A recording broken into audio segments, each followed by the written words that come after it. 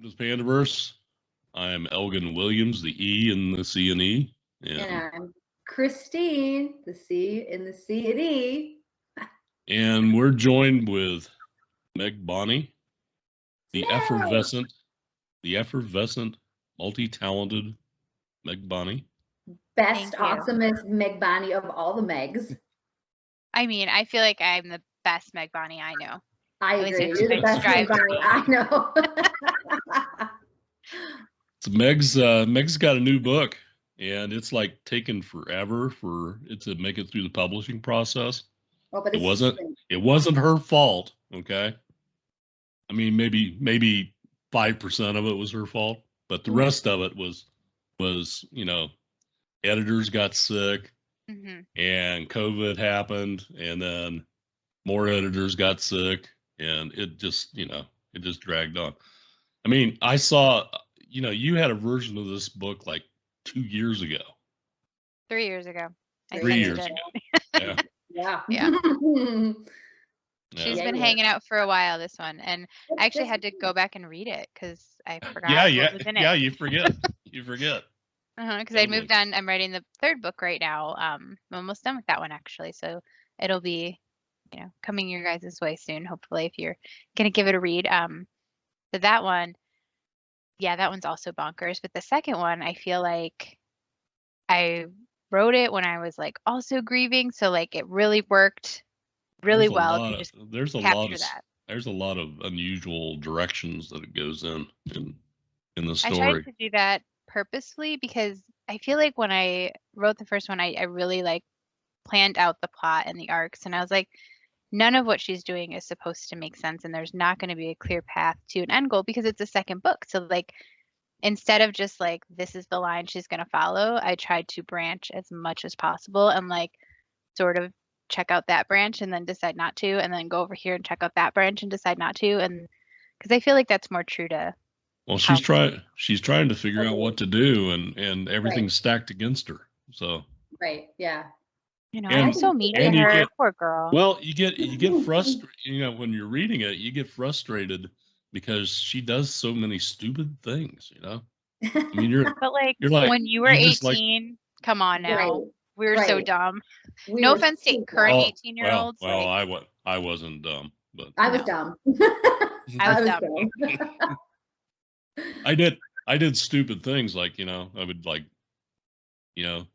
drink a full bottle of scotch. And that's pretty dumb.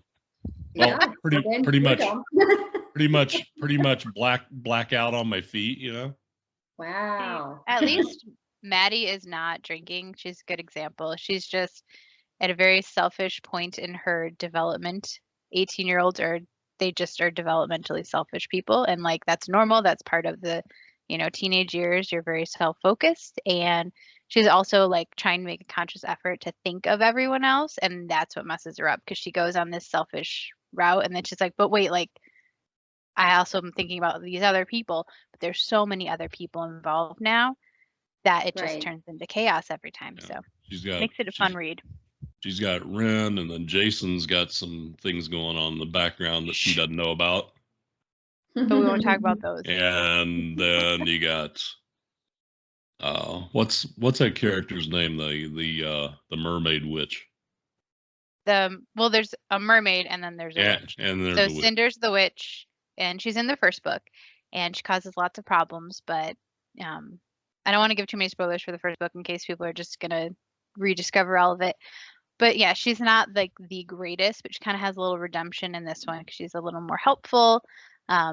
Still ridiculous, obnoxious, and all the things you would want her to be, but she's has a little more self-serving things that make her useful, like they can kind of pull her into their story.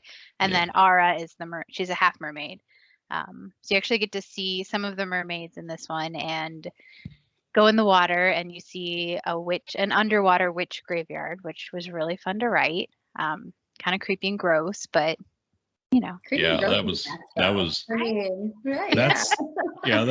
That's a part of the book that'll make your skin crawl a little bit. Yeah.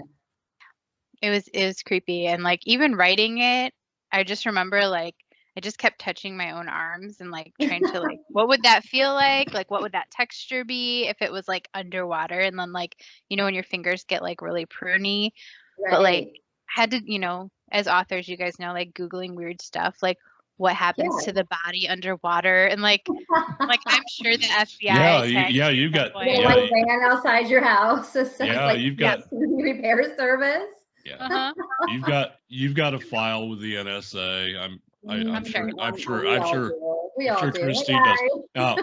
I used to work with some people in the NSA when I was in the military, so I know I got a file. But oh yeah, I mean the stuff that we have to Google, like I remember like how to nicely Google beheadings without having to see pictures, like what is the blood content in a, like it's such a weird thing to Google, but like you don't want it to be completely inaccurate when you're writing it, but like you also don't want to like know about it.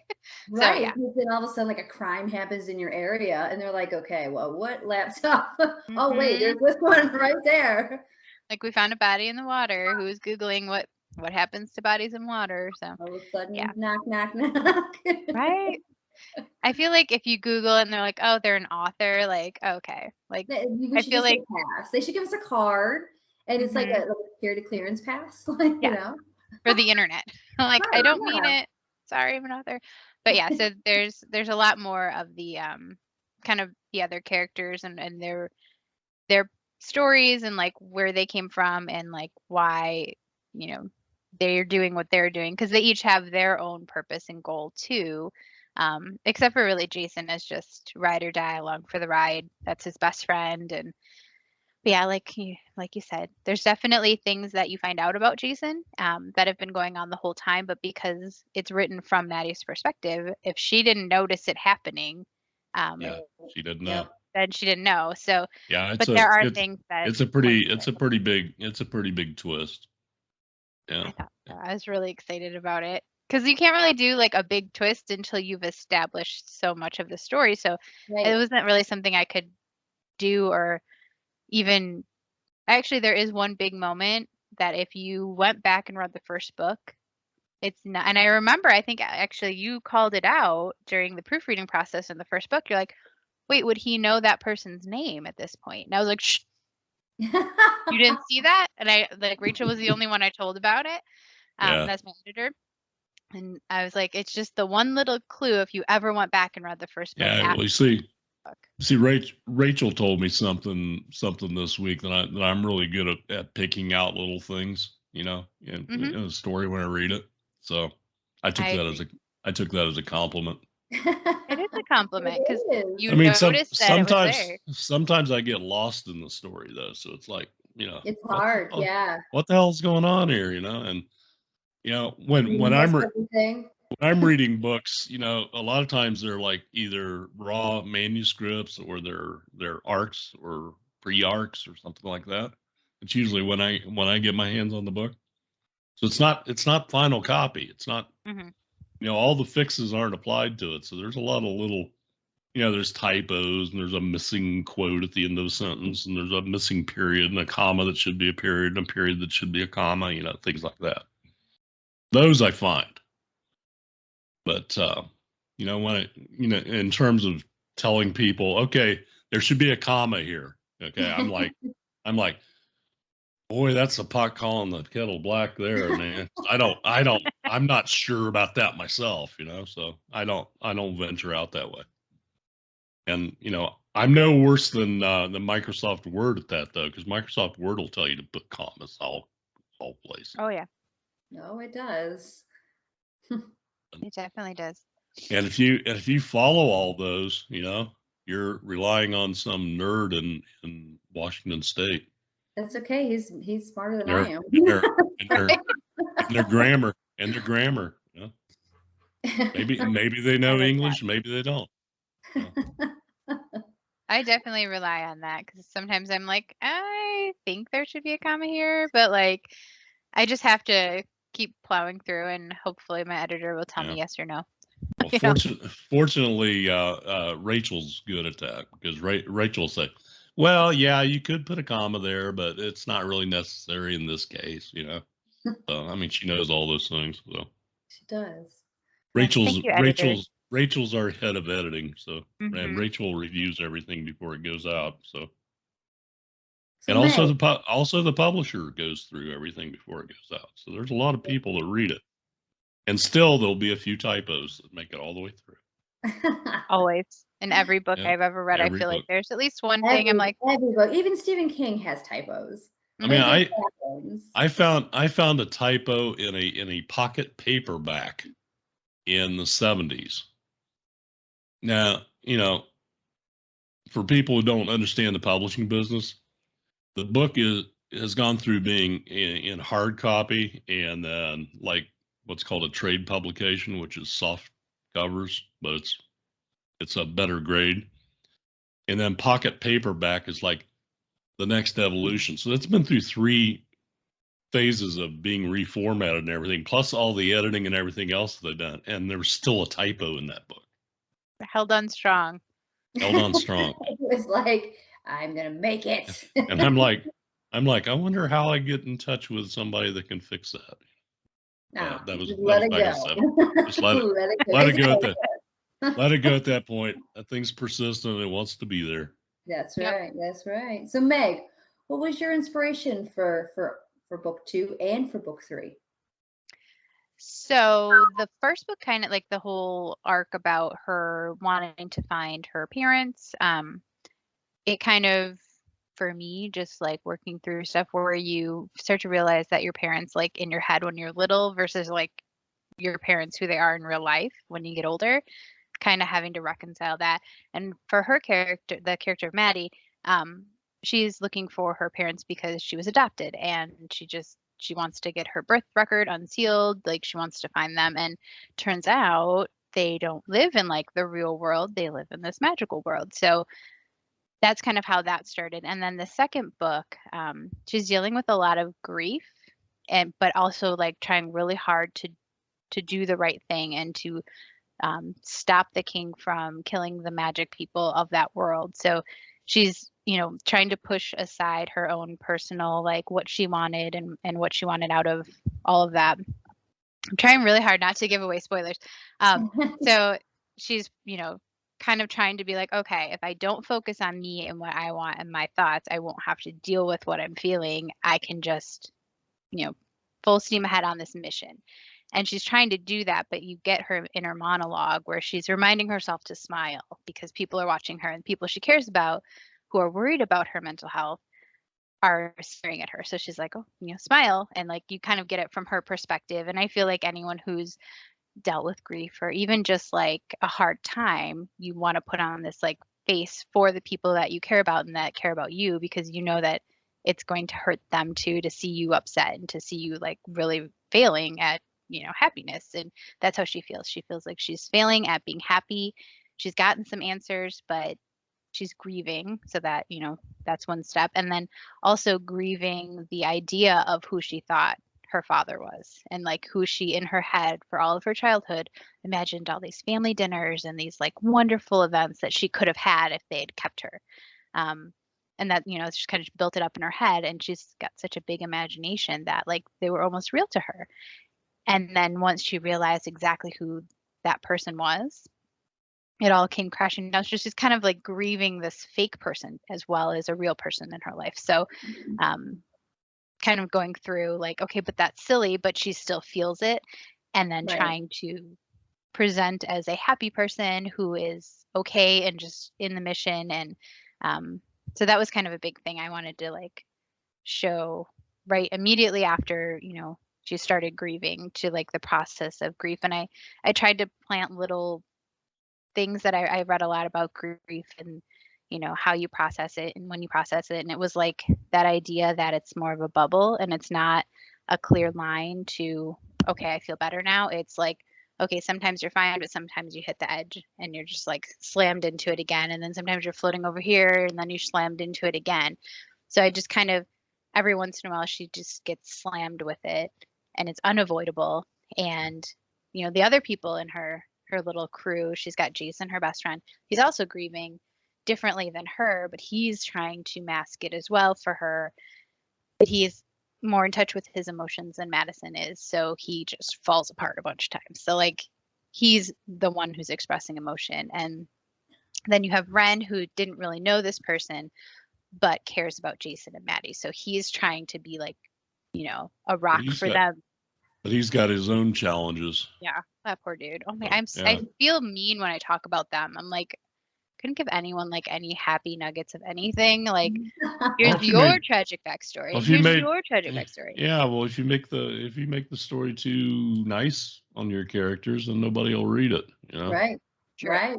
Got to give them some heartbreaks and some heartaches. And you know, Madison's trying. You know, she's either trying to start a revolution or she's getting pushed into it. Mm-hmm. And not only is she reluctant to do it, but so are all the people that need to participate in the revolution. So it's. Mm-hmm. So she knows that it's the right thing to do, and everyone kind of knows it's the right thing to do.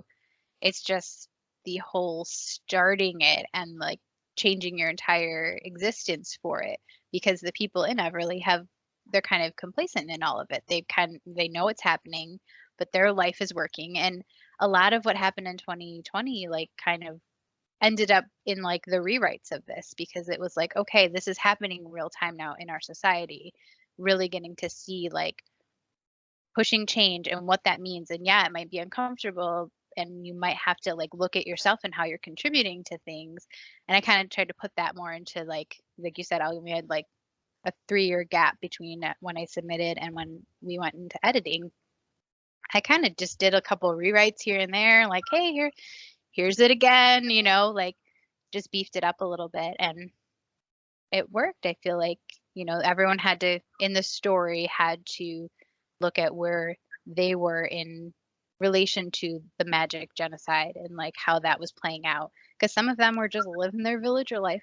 Like it didn't impact them, it didn't hurt them, but they knew it was wrong and they weren't doing anything. So the characters from like our world kind of remind them of that. Like if you're not doing anything, like you're actually part of the problem. So it doesn't get, I hope it doesn't get too political, but like everything is at this point in our reality. So yeah, I didn't think it was too political. I mean, there's some correlation between it, but you know, you're going to have that in your writing. Oh yeah. I mean, what's the first rule of writing? You know, you got to write about something that you know. So. Mm-hmm.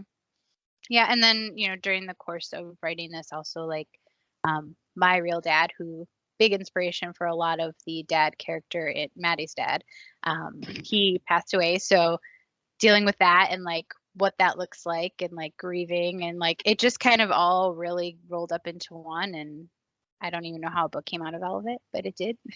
And there it is. And it changed how I wrote the ending of it too. So that made a big difference, because it's a lot easier to focus anger and hate at someone who's still kicking. So it changes things, but doesn't really change who those characters were and how they were written and how they're dealt with. In book 3, there's a lot more of the temple and the royalty and like that side. So right now you're seeing outside the temple walls and like how they're approaching it and how they're trying to like rally together.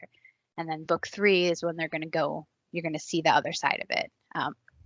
So book 2 is them kind of the march up to the gates of like, okay, now we're actually going to like do this and it's happening and getting everyone involved. So yeah, that's the one that's coming out now, is like okay, no, like we have to organize and like this is really happening. So that's book 2, and that's the one that's out on the 15th. I'm excited. Yeah. So book 2 is called Rosewood Burning. I don't think we've said that yet. Oh yeah, sorry. Rosewood Burning, book 2. Ding. Book 1 is called Everly, and so book 2 is Rosewood Burning, and book 3, I think you're changing the title of it, or you were thinking about it. I was thinking about changing the title. We've kind of talked about a few things, so I don't have an official title yet. But okay. We'll just call that one book 3 for now. It'll all make sense though. It will. It sure will. I feel so bad for my characters. I just like, I want to write my own little version where they all are just like really happy and it's fine. Like, just kidding. Everyone's not sad and, you know, battling everyone.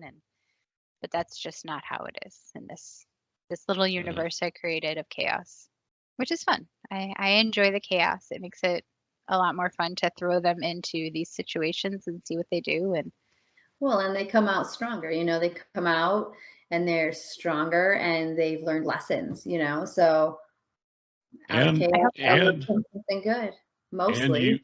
and you as the author learn things in the process of Mhm. working out things for your characters. So Yeah. Yep. Yeah. Definitely. And like, yeah, there's not witches and trolls and goblins, but like in the real there world. are But I there feel are like there are some people. Right. There are some people. Yeah. Mm-hmm. So I've yeah, I've it's worked a for process. I've worked for a few trolls. Yeah. Yeah. Elgon. Same. But just kidding. For legal purposes, that's a joke. But I'm really excited. I feel like it's so fun to write knowing that, well, when you write a sequel and like you both have sequels to your books, like you don't have to do all of the groundwork. Like you got to do all that in the first book, like those characters are established. You just kind of have to subtly remind here and there in the second book, but you can just like action and like hit the ground running. And like that's kind of, I had more fun with that and just total chaos and like That's the thing. That's the thing about writing a series, folks. You have to constantly be going back and reading your stuff over and over again. And, I mean, the way that I approached writing a series was I wrote it all at once. So when I changed something in book 3, I had to go back into book 2 and book 1 and fix the little things. You know? I mean, I could still do that. The way you're writing this, book 1's done. Yeah, I mean, it's crazy. It's happening. It's established, and Yep. You've got to write book 2 to work within the confinement of what has already happened in book 1. So that's actually harder to do. It's nice though, because like it takes a lot of the indecisiveness as an author out of it. Like, no, that's just what happened, and like that's what you have to go with. That's your own lore.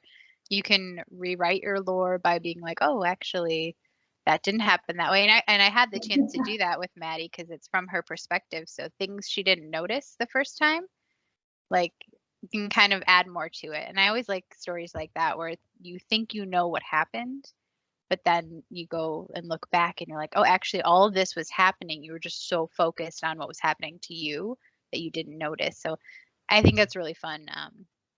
And there were a couple spots, because even though I hadn't finished writing book 2 when book 1 came out, there were certain spots where I was like, I know that this is going to happen in book 2, so I need to plant these seeds. And I think I was almost done with book 2 when book 1 came out. So I was able to do it that way. With book 3, though, I wasn't sure if there was going to be a book 3, but there was so much that I wanted to put. There's a certain relationship that it's platonic, but I just felt like really important, and I had such a hard time cutting it and just not having it happen. That's kind of why book 3 became book 3. Because I was going to just cap it off and just do a duology and just have the 2 books, and that's what it was. But I was like, man, like I love that friendship, and it's not even like a friendship, it's like a frenemy-ship, and it's so complicated, and it was really fun to write. So it was just like, I don't want anyone not to get it either, and not to have like that depth, So I was like, I have to finish it in 3 versus 2 because it was too important to me to cut. So that's why there's a book 3 now. I think that you're really excited that there's a book 3. And it's the kind of universe where like I could go back and do like prequel writing, because there's a lot of stuff that they talk about. Like there's the Woodland War. They talk about that. And I'm a huge Star Wars fan, and I love the idea of they talk about stuff like you should know what it is, but you haven't seen it yet. And like maybe there is like a comic about it or a cartoon about it that's not as mainstream. So then you can go find it. And like I like that as a fan of things. So I'm a great big nerd. So I like that. I like when you're like, oh wait, what is that? Or you're like, then you get a book that's about that and different characters, but same universe. And I always think that's fun. Leaves the door open. Absolutely. Yeah. It's exciting. So for people who want the print book, you can order it now. You'll get it, in a couple of days. And the ebook, the Kindle, is coming out first. So it's available on Amazon at midnight on Wednesday. Midnight my time, Pacific. That's the way it works. because the Pacific universe is the only universe that because this is where all the tech is out here on the West Coast. That's true. So we've got that's coming out. So if you have another format that you want the book in, 90 days after it launches on Amazon, it'll be available on iTunes and every place else, iBooks or whatever Apple calls it. I should know that because I got an Apple now. We're gonna have fun with this. Book three will be submitted pretty soon, so I'll get a chance to read that before anybody else. I'll steal it from Elgon. I'm gonna hack his computer. Don't worry. I'll send it to you. It's fine. Oh yes. Maybe I'll get it first, Elgon. Yeah, well, we always end up sharing anyway. So we do. We share everything. That's Speaking of, I like that sweater. Right? Ship it over. All right. Well, we're all wearing sweaters because everywhere that we are is kind of chilly today. So it is. That's even Vegas. Sun shining though. Tell everybody where they can find you. Where can we find your beautiful face at? Oh, like socially speaking? Yes. My beautiful face, or just my face, depends on the day and how early you want to see it.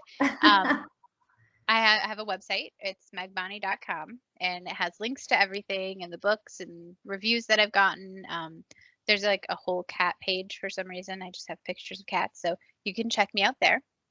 And then I'm also on Twitter at Meg Bonney Writer, and I think it's Meg Bonney Writer on Instagram as well, and Meg Bonney Author on Facebook.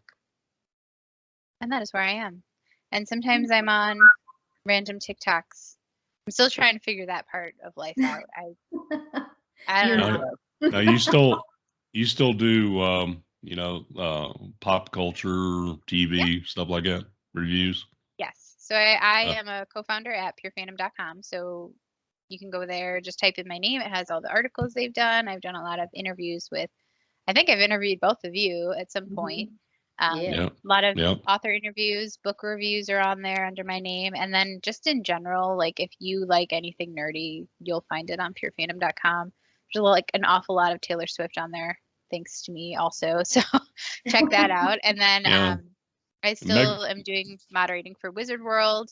The virtual ones are, I think, archived on Wizard World's YouTube page, so you can watch those.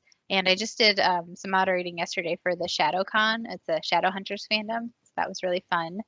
I'm not entirely sure where. I think that's a ticketed event. So I don't know if you can find those, but just wanted to mention in case you can. But yeah, all sorts of nerd things. Well, hopefully we'll get all this COVID stuff in the rearview mirror, and we can all connect again in Chicago. Yes. Yeah. That was fun. We did too. Yeah. We did that what was that? It was about 3 years ago. That was about the time that your book came out, actually. Yeah.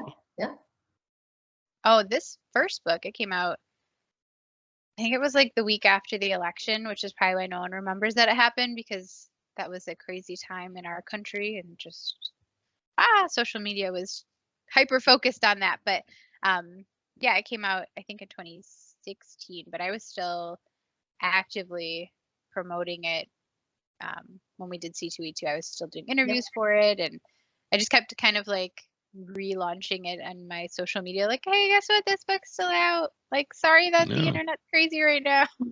I'll read this instead. And they're shopping it around for movie or TV series too. They are. Yeah, it was optioned January 2020, before the entire universe went to crap.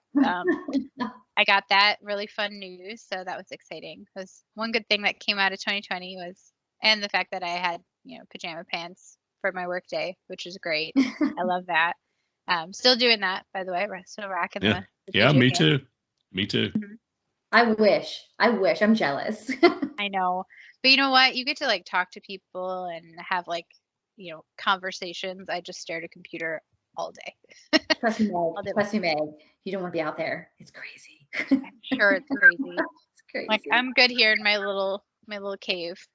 I'll stay here if I can. But yeah, that happened in 2020. That was really exciting. And being such a pop culture TV movie nerd, was a very big deal to me. So very grateful that happened. I'm very excited, and we'll see what happens with that. Yeah, that'd be that'd be a lot of fun. It'd be a great book to be made into a movie. Heck yeah, we're gonna walk down the red carpet. We're gonna watch it, popcorn, all of the whole 9 yards. Yeah, I would love that. That would be awesome. And just, I think writing it too, just being such a TV and movie fan, I wrote it from like a visualizing it as such, like, okay, this would be a really fun scene, or this would be really expensive if it was a movie, just kind of like being thoughtful about that. And I don't know if I did that super intentionally. It's just like how I consume media. There's one scene in book one. I don't think this is a spoiler or anything, but there's one scene in book one where there's like a cave with all kinds of special lights, on the ceiling. That would be awesome in a movie. I agree. So I had like a Pinterest board for when I was writing the book, and I saw these pictures, and it was like in New Zealand, they have glowworms in the cave. Yeah. And I was like, oh my gosh, that's so pretty. And so I made them baby fairies. Like when a fairy's born, like it can't fly. It just kind of has to like hang out, like almost like butterfly-esque before it like emerges. But they glow because they're beautiful and magical. And so they just hang out in these caves because they're kind of protected from the elements in there. So they're little baby fairies. And yeah, I thought that would be really pretty too. So yes, I agree very much. But I'm excited. I'm excited for people to read the second one. It's kind of same setting, but you get the cave, or not the cave, the mountain troll village. And the mountain trolls are really fun. They're just big, oafy people who like to cook, and they're very family oriented. They do a lot of backstory into, the book does, into like how their village operates. And so it's kind of fun to just get a little glimpse in that. That's fun. Oh, well, fun to thanks write. for Hope you like it. thanks for spending some time with us today. This has been fun. It's always fun having you on. Me. I'm excited to be here, and I'm a fan of the show, so it's fun to be on. Well, we're a fan of yours, Meg. Well, thanks. It's fun. And yeah, so thank you. I appreciate being invited. All right. Bye-bye. Go get Meg's book. Yeah, it's go good. buy my book. It's good. Buy my book. Buy my book.